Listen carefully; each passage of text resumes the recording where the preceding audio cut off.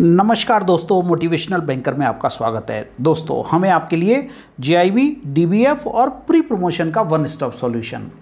Friends, इन दिनों promotion exam का दौर है। प्रमोशन एग्ज़ाम के रिजल्ट आ रहे हैं काफ़ी सारे बैंकों से, जैसे Indian bank, union bank of India, Canara bank, काफ़ी सारे बैंकों के प्रमोशन के फाइनल रिजल्ट्स आ रहे हैं।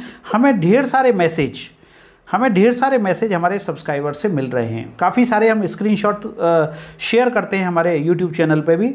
सबके स्क्रीनशॉट हमारे लिए शेयर कर पाना पॉसिबल नहीं होता। सबसे पहले तो हम तहे दिल से आप लोगों का शुक्रिया अदा करते हैं कि आप हमारे कंटेंट को पसंद करते हैं। बहुत सारे मैसेज हमको आते हैं कि आपका कंटेंट बहुत अच्छा है, प्रिसाइज है, बहुत ईजी है समझने में। फ्रेंड्स, हमारी हमेशा कोशिश रहती है कि आपके लिए बेहतरीन से बेहतरीन कंटेंट तैयार किया जाए। उसके लिए हमारी टीम कंटिन्यू काम करती रहती है।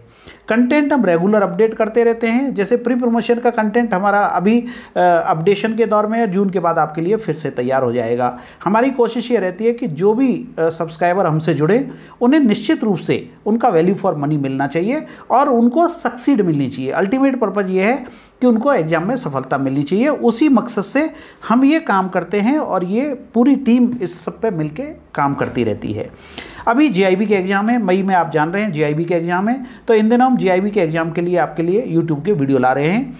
जो लोग हमारी वीडियो लाइब्रेरी से जुड़ना चाहते हैं वो हमारी वीडियो लाइब्रेरी के लिए हमारी वेबसाइट www.motivationalbanker.com पे अप्रोच कर सकते हैं, वहाँ से कंटेंट देख सकते हैं।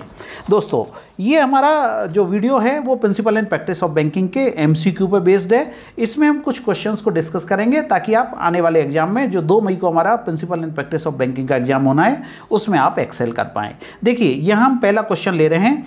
Mister Kishan Das maintains 2 account with you मतलब आपकी बैंक के साथ में उसके 2 अकाउंट हैं किशन दास के। Okay, one his individual saving account, एक तो उसका सेविंग अकाउंट है एसबी अकाउंट, एंड अनदर एक current account as a trustee, दूसरा है उसका करंट अकाउंट जिसमें वो ट्रस्टी है। Okay, trustee of a charitable trust. He is going abroad and want to give power of attorney in favour of his son. अब देखिए, वो विदेश जाना चाहते हैं और अपने सन के फेवर में पावर ऑफ अटर्नी देना चाहते हैं सेविंग अकाउंट की, और जिसमें ट्रस्टी हैं, जिस करंट अकाउंट को वो ऑपरेट करते हैं एज ए ट्रस्टी, उसकी भी वो पावर ऑफ अटर्नी देना चाहते हैं। तो अब इस कंडीशन में देखिए क्या होगा। Number 1, bank can allow operation. क्या दोनों अकाउंटों में पावर ऑफ अटर्नी एक्सेप्ट करेगा bank? Bank can allow operation in saving account only. बिल्कुल ठीक है, सेविंग अकाउंट में तो बैंक अलाउ करेगा क्योंकि वो उसका इंडिविजुअल अकाउंट है। Bank can allow operation in saving account but for trust account refer to trust deed if it can be acceptable. देखिए, ट्रस्ट डीड में दिया हुआ होगा कि whether trustee can delegate his powers. अगर नहीं दिया है तो अलाउ नहीं करेंगे और दिया है तो अलाउ करेंगे। Bank will not allow operation in trust account if in any circumstances. ये तो गलत है। बैंक अलाउ कर सकता है अगर ट्रस्ट डीड में दिया है। बैंक कैन अलाउ ऑपरेशंस, ये भी गलत है क्योंकि दोनों में ओपन नहीं हो सकता। बी और सी दोनों सही हैं, परंतु दोनों में से ज़्यादा सही कौन सा है? सी आपका आंसर ज़्यादा सही है। अब देखिए, आपका आंसर सामने है आपके, सी, यानी bank can allow operation in saving account बिल्कुल ठीक है, बट ट्रस्ट अकाउंट के लिए ट्रस्ट डीड को रेफर करना पड़ेगा कि ट्रस्ट डीड में क्या दिया हुआ है। क्लियर है फ्रेंड्स? तो ये बात हो गई हमारी अकाउंट्स के बारे में जब पावर ऑफ अटर्नी के मैटर आते हैं। अब अगला क्वेश्चन लेते हैं। दूसरा क्वेश्चन हमारा एनपीए से रिलेटेड है। एनपीए क्या है? NPA is a loan or an advance where number 1 the installment of principal or interest, principal or and interest thereon remains overdue for 1 crop season in long duration crop. बिल्कुल ठीक है। अगर long duration crop में 1 crop season तक instalment नहीं आती है तो वो अकाउंट, अगर ओवरड्यू होती है 1 क्रॉप सीजन की, तो वो अकाउंट एनपीए हो जाएगा। The account remain out of order more than 90 days in respect of ODCC account. अगर ओडीसीसी में 90 दिन से ज़्यादा आउट ऑफ ऑर्डर रहता है तो अकाउंट एनपीए हो जाएगा। The installment of principal or and of be आएगा यहाँ पे। Interest thereon remains overdue for 2 crop season in short duration crop, तो भी अकाउंट एनपीए हो जाएगा। ये तीनों ऑप्शन आपके सही हैं। तो इसमें करेक्ट आंसर आपका क्या आएगा? देखिए, करेक्ट आंसर इस केस में आएगा आपका ऑल 1, 2, 3। ठीक है ना? ओनली 1 नहीं हो सकता। पहला सही है, दूसरा सही है और तीसरा भी सही है, तो 1, 2, 3 तीनों ही इसमें आंसर आपके सही हैं। तो करेक्ट आंसर आपका क्या आएगा? डी आंसर आएगा, ऑल 1, 2 एंड 3। आप जानते हैं एनपीए की डेफिनेशन क्या है हमारा? अकाउंट अगर टर्म लोन है तो 90 दिन से ज़्यादा ओवरड्यू रह जाएगा इंस्टॉलमेंट एंड इंटरेस्ट। अगर ओडीसीसी है तो 90 डेज से ज़्यादा आउट ऑफ ऑर्डर रह जाएगा। अगर क्रॉप लोन है, लॉन्ग ड्यूरेशन क्रॉप है तो एक क्रॉप सीजन से ज़्यादा ओवरड्यू होने पे, शॉर्ट ड्यूरेशन की क्रॉप है तो 2 क्रॉप सीजन से ज़्यादा ओवरड्यू रहने पे वो अकाउंट एनपीए हो जाएगा। ओके फ्रेंड्स, अब चलते हैं हम तीसरे क्वेश्चन पे। देखिए थर्ड क्वेश्चन हमारा क्या कहता है, where a minor is admitted for the, ये पार्टनरशिप और माइनर के बारे में, where a minor is admitted for the benefit in partnership firm. देखिए माइनर्स के ऊपर क्वेश्चन अक्सर कर पूछे जाते हैं क्योंकि ये थोड़ा सा टिपिकल मैटर होता है। And he attains majority and decides to join the firm as a partner. Minor major हो गया, वो फर्म को ज्वाइन करना चाहता है as a partner. His liability begins from, अब उसकी लाइबिलिटी कब से शुरू होगी, जिस दिन से वो पार्टनर है उस दिन से। डेट ऑफ हिज मेजोरिटी, जिस दिन मेजर हुआ उस दिन से। Date of his decision to join the firm, जिस दिन उसने डिसीजन लिया कि मुझे फर्म ज्वाइन करना है एज ए पार्टनर उस दिन से। Date of information to him that he was admitted for benefit, और date when he was admitted for benefit, कब से उसको उसकी लाइबिलिटी शुरू होगी। फर्म की लाइबिलिटी होती है ना, तो फर्म की लाइबिलिटी शुरू होगी जिस दिन से वो एडमिट होता है बेनिफिट के लिए। जिस दिन से उसे बेनिफिट मिल रहा है उस दिन से उसकी लाइबिलिटी भी बनेगी। ज्वाइनिंग, डेट ऑफ ज्वाइनिंग से नहीं होता है वो आज हाँ करे कि नहीं मैं पार्टनर बनना चाहता हूँ, कंटिन्यू करना चाहता हूँ, तो जिस दिन से उसको बेनिफिट मिल रहे हैं उस दिन से उसकी लाइबिलिटी भी क्रिएट होगी। क्लियर है friends.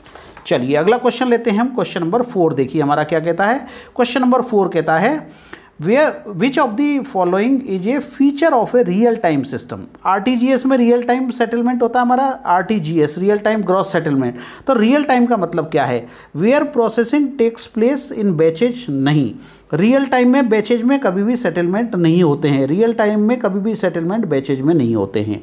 Where the processing take place online with time delay, नहीं टाइम डिले का कोई सवाल ही नहीं है रियल टाइम में, ठीक है। Where processing take place instantly without time delay, ये बिल्कुल सही जवाब है, जहाँ पे इमीडिएट प्रोसेसिंग होती है, 1-to-1 प्रोसेसिंग होती है और कोई टाइम डिले नहीं होता। Where processing take place within 1 hour, within 1 hour भी गलत आंसर है। तो आपका आंसर क्या रहा है इसमें, आंसर रहा आपका थर्ड नंबर, थर्ड यानी B option, only 3 is the right answer. Correct है फ्रेंड्स। तो जहां where processing take place instantly without time delays. Okay, तो ये आपका क्वेश्चन नंबर हो गया 4। अब चलते हैं हम अगले क्वेश्चन पे, क्वेश्चन नंबर 5। उससे पहले दोस्तों हमारी वीडियो लाइब्रेरी तीनों पेपर पीपीबी, एएफबी और एलआरएबी का कॉम्बो पैक आपके लिए उपलब्ध है, जिसमें वीडियो जो दिए हुए हैं वो टॉपिक वाइज हैं, सारे चैप्टर्स को कवर करते हैं मैकमिलन की बुक के हिसाब से। बहुत आसान है समझने में, जिस भाषा में हम आपको ये वीडियो समझा रहे हैं उसी भाषा में हमारे वीडियो बने हुए हैं। 500 प्लस क्वेश्चन का मॉक टेस्ट दिया हुआ है हर एक पेपर में आपको। इसके अलावा ई बुक दी हुई है, हमने सारी वीडियो स्लाइड्स को ई बुक में कन्वर्ट किया हुआ है ताकि वो रेडी रेफरेंस आपके लिए नोट्स तैयार रहें। इसको आप प्रिंट आउट भी ले सकते हैं और तीनों पेपर आपको कॉम्बो ऑफर में उपलब्ध हैं। तो आप एक बार जरूर वीडियो लाइब्रेरी को विजिट कर लें। वेबसाइट का एड्रेस हमने यहाँ दिया हुआ है www.motivationalbanker.com। ये हमारा कॉन्टैक्ट नंबर है जिस पर आप संपर्क कर सकते हैं। दोस्तों ये टेलीग्राम चैनल है, मैं डिस्क्रिप्शन में लिंक दे दूंगा, टेलीग्राम चैनल जरूर ज्वाइन कर लें, वहाँ पर आपको सारे अपडेट JIB से रिलेटेड मिलते रहेंगे। ओके फ्रेंड्स, अगले क्वेश्चन पर चलते हैं हम। अगला क्वेश्चन देखिए, इफ ड्यू अमाउंट इन सब स्टैंडर्ड और डाउटफुल अकाउंट इज रिसीव्ड। माना किसी सब स्टैंडर्ड जिसे हम SSA कहते हैं या डाउटफुल DA या DB कहते हैं जिसको, इसमें कोई भी आउटस्टैंडिंग है, इफ़ ड्यू अमाउंट इन सब स्टैंडर्ड और डाउटफुल अकाउंट इज रिसीव्ड, वो पैसा रिसीव हो गया। माना किसी अकाउंट में 52,000 का ओवरड्यू था, वो पूरा पैसा हमको रिसीव हो गया। It can be classified as standard. वो अकाउंट स्टैंडर्ड कब होगा, from the same day when entire amount is due, amount is recovered, बिल्कुल ठीक है। From the last day of the month during which amount is recovered, नहीं। From the close of the financial year during which the due amount is recovered, बिल्कुल नहीं। After 12 month from the date the amount is recovered, बिल्कुल गलत है।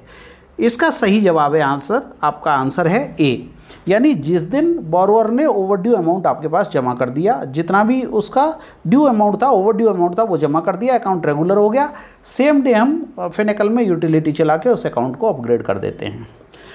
तो account आपका कब upgrade होगा, from the same day when entire due amount is recovered. तो आंसर आ गया आपका 5। ओके फ्रेंड्स, ये हमारा कंप्लीट वीडियो है PPB पर आपके लिए। फ्रेंड्स, हम इस तरह के एजुकेशनल वीडियो बनाते रहते हैं। अगर आपको हमारे वीडियो पसंद आते हैं तो थम्स अप जरूर करें, लाइक करें। अगर आप नए हैं इस चैनल पे तो सब्सक्राइब जरूर कर लें, और पहले से सब्सक्राइब्ड हैं तो बेल आइकन प्रेस करना नहीं भूलें, ताकि हर वीडियो का आपको टाइम से नोटिफिकेशन मिलता रहे। हम आपकी GIB एग्ज़ाम में आपकी सफलता की कामना करते हैं, और हमें पूरी उम्मीद है कि आप अच्छे मार्क्स के साथ GIB एग्ज़ाम क्लियर करेंगे। Thank you very much friends for watching this video.